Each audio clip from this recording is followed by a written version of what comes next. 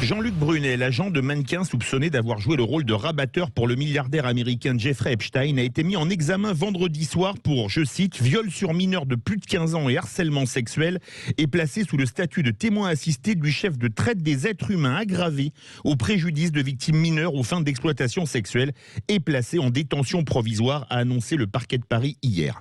Il avait été arrêté à Roissy alors qu'il cherchait à embarquer pour Dakar. Nous sommes en compagnie de Omaïra Sellier, présidente de l'association Innocence en danger, qui lutte contre la pédophilie et qui est très impliquée dans cette affaire. Omaïra Sellier, bonjour. Bonjour. Cette arrestation, c'est un soulagement pour votre association ? Écoutez, c'est un soulagement, je pense, pour tout le monde. Notre association a fait un signalement au procureur au mois de juin, lorsqu'on a appris que Jeffrey Epstein avait été arrêté en rentrant de la France l'année dernière. Donc, on n'a pas, moi, j'ai pas un intérêt tout particulier pour cette affaire plus qu'une autre. C'est une affaire qui dure depuis des années 80 et qui a pu durer tout ce temps parce qu'il y a eu la complicité de beaucoup de gens à travers le monde, y compris en France, évidemment. Et donc, c'est un soulagement pour toutes les personnes qui se battent pour la dignité des enfants et des adolescents et de la femme, la dignité humaine, tout simplement. Bien sûr que c'est un soulagement. Vous voyez, quand on voit le carnet d'adresses d'Epstein et de Jean-Luc Brunel, on peut dire qu'il fréquentait du beau monde pour le pire. Est-ce que ça explique peut-être les lenteurs de l'enquête ?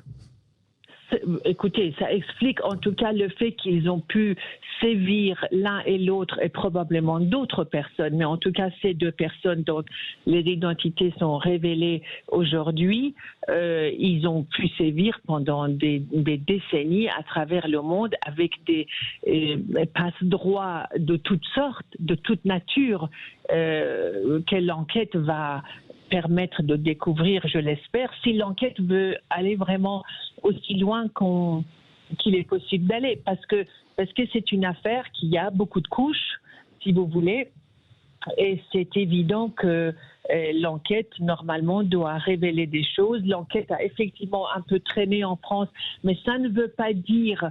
Je veux dire, quand on a écrit au procureur au mois de juin, il y a quelques mois, pour demander si l'affaire avait été classée sans suite, parce qu'on n'avait aucune nouvelle et que Jean-Luc Brunel n'avait toujours pas été entendu, etc., on a reçu un courrier très rapidement en disant que non, l'affaire n'est pas classée sans suite, mais qu'il n'y a pas de poursuite prévue. Grosso modo, c'est ça qu'il nous dit le procureur. Alors, je veux penser que cette lenteur était en fait parce qu'il y avait une enquête et qu'ils ont peut-être aujourd'hui des choses qu'ils n'avaient pas il y a un an. Et lorsqu'on enquête, on ne peut pas raconter ce sur quoi on enquête. C'est évident. Mais maintenant, je dirais la profondeur de cette enquête va être aussi le signe de combien on veut aller loin.